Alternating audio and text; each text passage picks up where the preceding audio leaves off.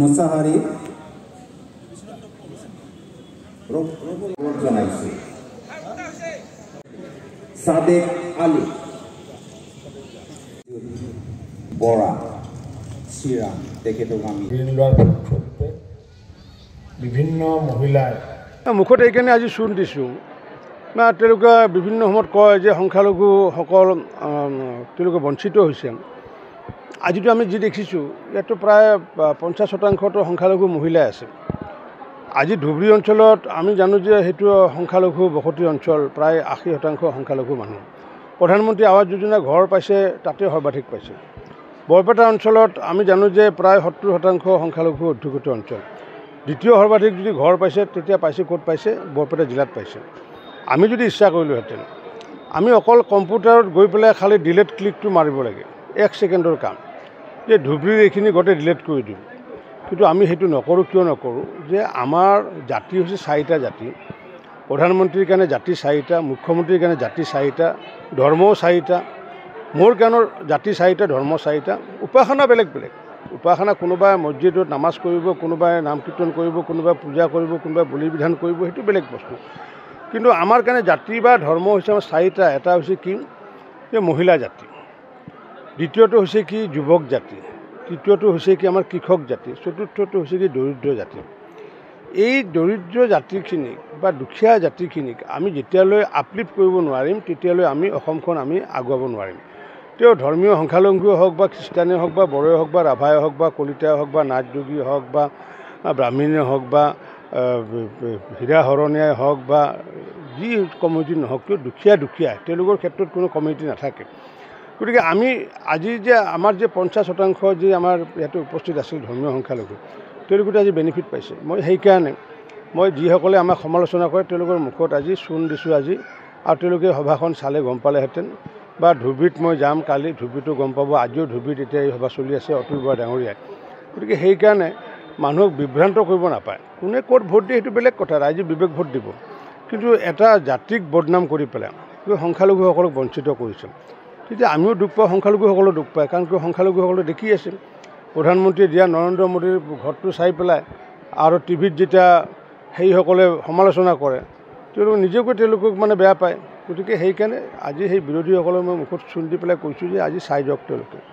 আজিৰ অনুষ্ঠানত বিশেষকৈ আমাৰ যিসকল বানপানীৰ সময়ত ক্ষতিগ্ৰস্ত হৈছিলে, সেই ক্ষতিগ্ৰস্ত হোৱাসকলক পূৰ্বতে দেখিছিলোঁ যে তেওঁলোকে 2-4 বছৰ পিছত তেওঁলোকে বানপানী যোৱাৰ পিছত তেওঁলোকে কিছু সাহায্য পাইছিলে।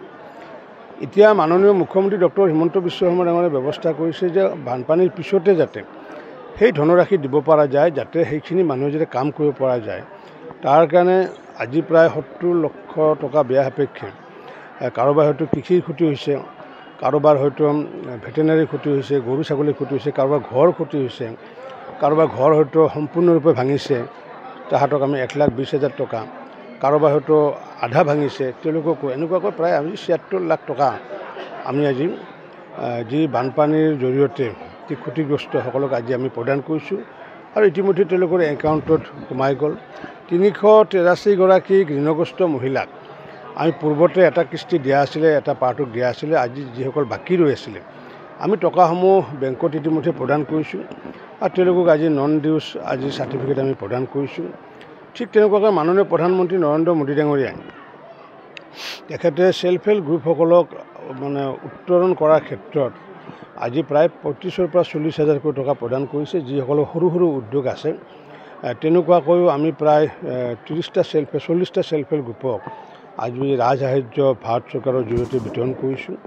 আৰু এনেকুৱাকৈ প্ৰধানমন্ত্ৰী মোদী ডাঙৰীয়াই হওক বা মুখ্যমন্ত্ৰী শৰ্মা ডাঙৰীয়াই যি মহিলাসকলৰ উত্তৰণৰ কাৰণে যি কথা চিন্তা কৰিছিলে, বাস্তৱ ৰূপত আজি সেইটোৱে চলি আছেগৈ। মহিলাসকলক যদি আমি আত্মনিৰ্ভৰ কৰিব নোৱাৰোঁ তেতিয়াহ'লে আমি চিৰাংখন আমি আত্মনিৰ্ভৰ কৰিব নোৱাৰিম। চিৰাং আত্মনিৰ্ভৰ কৰিব নোৱাৰিলে আমি BTC অঞ্চল আত্মনিৰ্ভৰ কৰিব নোৱাৰিম। BTCক যদি আত্মনিৰ্ভৰ কৰিব নোৱাৰোঁ আমি অসমক আত্মনিৰ্ভৰ কৰিব নোৱাৰিম। আৰু অসমক আত্মনিৰ্ভৰ নকৰিলে তেতিয়া মাননীয় প্ৰধানমন্ত্ৰী ডাঙৰীয়াৰ মনৰ যিটো আশা যে 2047 চনত ভাৰতবৰ্ষখন ছুপাৰ পাৱাৰ হ'বগৈ, সম্পূৰ্ণ আত্মনিৰ্ভৰ হ'ব, তেতিয়া তাত আমাৰ বাধা আহিব। সেইকাৰণে মহিলাসকলৰ, দুখীয়াসকলৰ উত্তৰণৰ কাৰণে ভাৰত চৰকাৰ আৰু অসম চৰকাৰে বিশেষ ব্যৱস্থা লৈছে। তাৰোপৰি মাননীয় মুখ্যমন্ত্ৰী ডক্টৰ হিমন্ত বিশ্ব শৰ্মা ডাঙৰীয়াই প্ৰায় 32 লাখতকৈ অধিক মহিলাক যাতে লাখপতি বাইদেউ যাতে বনাব পাৰোঁ তাৰ কাৰণে নিৰন্তৰ প্ৰচেষ্টা চলাইছে। ইতিমধ্যে আমাৰ 8,50,000 লাখপতি বাইদেউ আছে। লাখপতি বাইদেউ মানে প্ৰতি মাহত যদি 8,000কৈ ইনকাম কৰে, এটা বছৰত তেওঁলোকে 1 লাখ টকা ইনকাম কৰা হ'বগৈ। আৰু তেনেকুৱাকৈ আমি যদি 30 লাখ মহিলাক যদি 1 লাখকৈ যদি আমি যদি কৰাব পাৰোঁ, তেতিয়া 30,000 কোটি টকা আমাৰ অসমৰ মহিলাসকলে তেওঁলোকে উৎপাদন কৰিব পাৰিব, ইনকাম কৰিব পাৰিব। আৰু তেতিয়া অসমৰ GDP নিশ্চিত ওপৰত আগুৱাই যাব। আৰু তেতিয়া মাননীয় মুখ্যমন্ত্ৰী কোৱাৰ দৰে 1 নম্বৰৰ পৰা 5 নম্বৰ স্থানত আমি অসমখন আমি আনিব পাৰিম। এনেকুৱাকৈ নিৰন্তৰ প্ৰক্ৰিয়া হিচাপে আমি কামবোৰ কৰি আহিছোঁ। আমি আশা ৰাখিছোঁ যে আগন্তুক দিনত নিশ্চিত ওপৰত অসমখন এখন ভাৰতবৰ্ষৰ ভিতৰতে উন্নত ৰাজ্য হিচাপে পৰিগণিত কৰিব পাৰিম।